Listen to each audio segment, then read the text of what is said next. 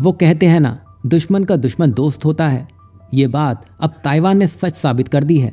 दरअसल हाल ही में दोस्ती का दिखावा करने के बाद अब चीन ने साल की शुरुआत में ही भारतीय सीमा से सटे इलाकों में एक बड़ा युद्ध अभ्यास किया है।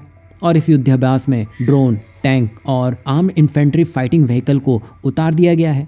अब चीन जब भारत को उकसाने में लगा है तो भारत ने भी एक बड़ा खेल कर दिया है, वो भी ताइवान के साथ मिलकर। दरअसल भारत और ताइवान के बीच हाल ही में एक महत्वपूर्ण समझौता हुआ है जो लेन देन के सिद्धांत पर आधारित है, जिससे भारत को आने वाले समय में बड़े आर्थिक लाभ होने वाले हैं।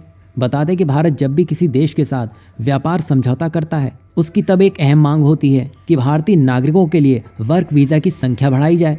और इसका मकसद भारतीयों को विदेशों में काम करने के अधिक अवसर दिलाना है।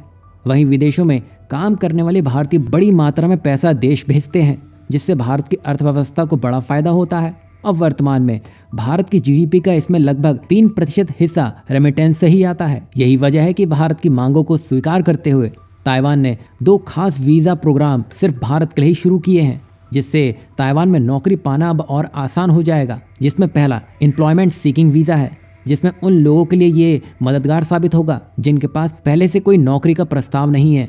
इस वीज़ा के जरिए वो ताइवान जाकर लोकल स्तर पर नौकरियां खोज सकते हैं। साथ ही जो दूसरा है वो एम्प्लॉयमेंट गोल्ड कार्ड है। ये उन पेशेवरों के लिए है जिन्हें पहले से ताइवान में किसी कंपनी से नौकरी का ऑफर मिल चुका है। वहीं अब ताइवान की सरकार ने भी साफ कर दिया है कि तकनीकी और इंजीनियरिंग जैसे क्षेत्रों में भारतीयों को प्राथमिकता दी जाएगी। वहीं ताइवान का मानना है कि भारतीय श्रमिक उनकी अर्थव्यवस्था को और मजबूत बनाएंगे।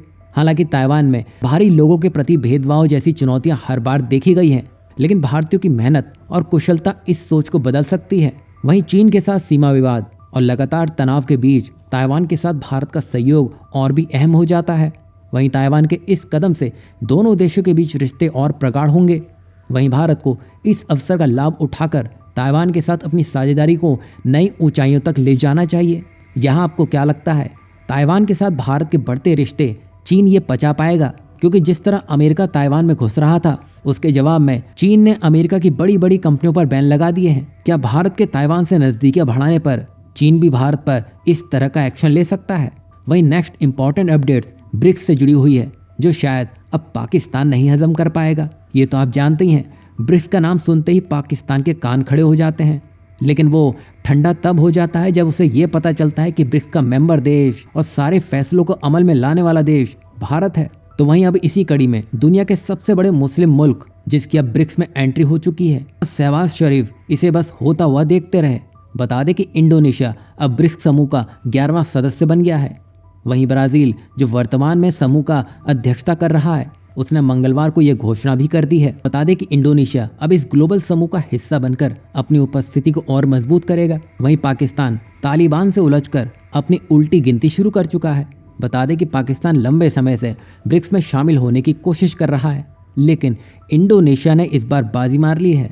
वहीं इंडोनेशिया की एंट्री ने पाकिस्तान की बेचैनी भी बढ़ा दी है, क्योंकि पाकिस्तान कई बार चीन और रूस से समर्थन मांग चुका है, लेकिन उसकी कोशिशें हर बार नाकाम भारत ही करता आया है। अब इंडोनेशिया की सफलता से पाकिस्तान के लिए ब्रिक्स का सपना अब और दूर होता हुआ जाता दिखाई दे रहा है। बता दें कि भारत ने इंडोनेशिया की सदस्यता का समर्थन किया है, जिससे पाकिस्तान अब पूरी तरह से खत्म हो चुका है। खास बात तो ये देखिए, इंडोनेशिया के राष्ट्रपति प्रबोवो ने अपने डिफेंस प्लान में भारत के ब्रह्मोस मिसाइल शामिल करने की भी इच्छा जता दी है, और उनके इस कदम को भारत इंडोनेशिया के रक्षा संबंधों को और मजबूत बनाने के संकेत के रूप में देखा जा रहा है। अब यहाँ इंडोनेशिया को ब्रह्मोस भी और ब्रिक्स की मेंबरशिप भी, इससे बुरा पाकिस्तान के साथ और क्या होगा? यहाँ आपको क्या लगता है? ये भारत की कूटनीतिक जीत है, जिससे भारत एक ऐसे मुस्लिम देश को साथ ला चुका है जो पाकिस्तान को उसी के खेल में मात देने के लिए बड़ा काम करने वाला है।